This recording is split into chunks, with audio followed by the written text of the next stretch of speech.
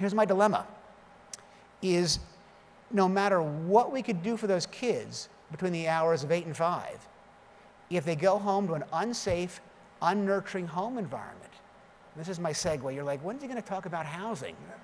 I told him to talk about housing. But if they go home to an unsafe, unnurturing home environment, everything we accomplish goes out the window. Let's be serious. Everybody suffers when we don't have affordable workforce housing in close proximity to jobs. Family suffers, productivity suffers, the environment suffers. And I'm not talking about, as David mentioned, I'm not talking about low-income housing. I'm talking about workforce housing for people that make too much money for subsidized housing, compliance-driven housing, but not enough money for home ownership. We call it the backbone, the fabric of society. Teachers, policemen, allied healthcare workers, municipal workers. And think of the fundamentals. Today, there are 43 million renter households in America. That will grow, by all estimates, by an additional 7 million over the next 10 to 12 years. 1 out of 2 renters, 50% of all renters, are rent burdened. That means they're spending more than 30 to 35% of their income on rent and utilities. 1 out of 4 is severely rent burdened. That's 15 million families in America who are spending over 50 or 60%, anyone live up in the Bay Area or in New York City, sometimes 70% of their income on rent, at the expense of food security, at the expense of healthcare, education, retirement. It's just not sustainable. So the obvious solution for all of us here today is to do what? Let's build more affordable workforce housing, right? Here's the quagmire. You can't. Given the parameters of what it costs to build new, a for-profit developer, given the cost of land, given the cost of labor, financing, and materials, you cannot build new workforce housing, only charge 35% of someone's income for rent, and generate a market rate return. You just can't do it. So the problem is number one, huge demand. It's growing. There's no new supply because the economics don't work. And what's most disheartening to me is that our existing supply is shrinking. It just is. You see, every time B and C properties are coming on the market, they're being bought by an opportunistic investor who does one of two things. They scrape it to build a new luxury property or condo, or they improve it. Right? They put in new kitchens, they put in new bathrooms, they put in new common areas. And to get a return on their capital, what do? They raise rents on the very consumer who has seen no wage inflation for 25 years. And while I haven't figured out a way to build new, I have figured out a way to buy existing stock, to preserve its affordability, and at the same time drive market returns. And I'm going to tell you about it because I'm open code, I'm open book. I want everyone to take these ideas because I'm not worried about competition. I'm worried that there's not competition. And if we're going to right the listing ship of a society where there's so many families suffering from the injustices of just where they live, it's just not right, it's not sustainable. So let's break it down to the basics quickly. 2 ways, I'm a Wharton guy, 2 ways to drive profits. Number 1, increase revenues, right? Well, we can't do that. If I'm going to buy a property, I can't increase revenues on the backbone of these families. Well, what's the other way to drive profitability? Reduce expenses. Well, what's the biggest expense of owning workforce housing? Turnover. I don't know if that's what you said, but I'm a politician, so if you said, insurance, turnover, exactly. That's right. Fantastic. What did you say your name was? But it's turnover. I mean, again, let's be serious. Go back to the scenario where you're working 2 or 3 jobs, you're coming home to a crappy apartment in a crappy neighborhood. I got to believe you're not coming home and saying, God, I fucking love living here. You're not.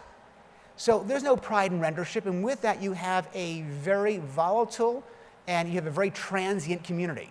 Well, what if you thought out of the box a little bit and you said, and I know this from my experiences with Magic and with Andre in urban communities, what happens if we could create a pride in rentership? What happens if you enrich the community so that people say, wow, you know something, this is a great place to live. And if you love where you live, you treat it differently. And if you love where you live, you're not going to move if you don't have to. And if you don't move and you can increase a tenant's duration of their lease from 24 months to 36 months, or maybe from 36 months to 48 months, guess what? You can drive profit margins by upwards of 20% without ever raising rent. So how do you do it?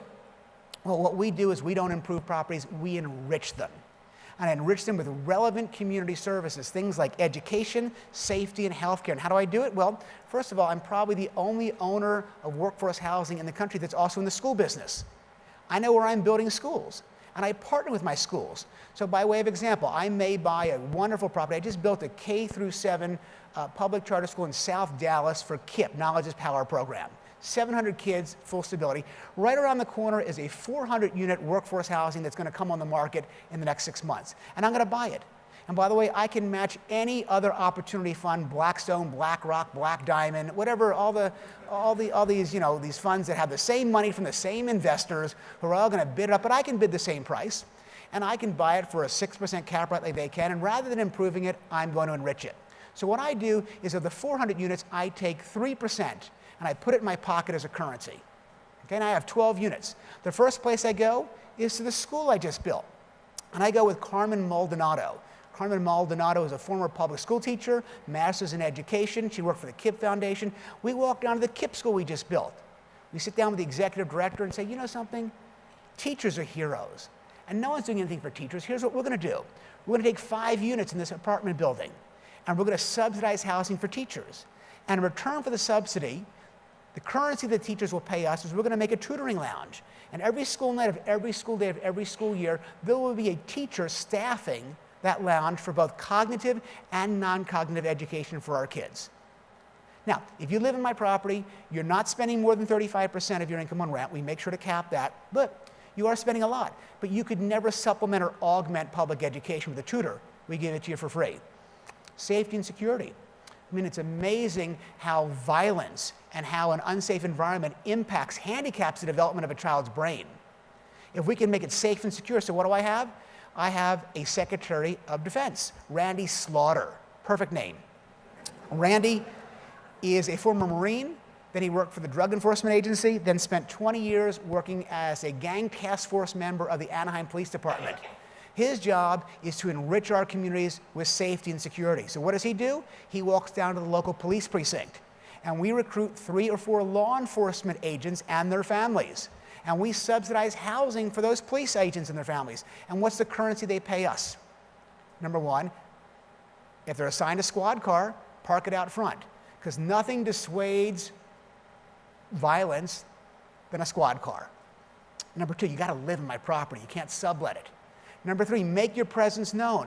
When the Girl Scout troops that we fund, when the little girls are selling cookies, walk door to door with them to make sure that residents in the community know that here's a wonderful little girl selling cookies. And by the way, you're a law enforcement officer who lives in this community. It is a community. Number 4, organize and oversee a community watch program. When this occurs, what we see is violent crimes and incidences that originate from our properties oftentimes drop by in excess of 50% in under a year. So if 911 calls drop from 99 a month to 99 a year, guess what else falls?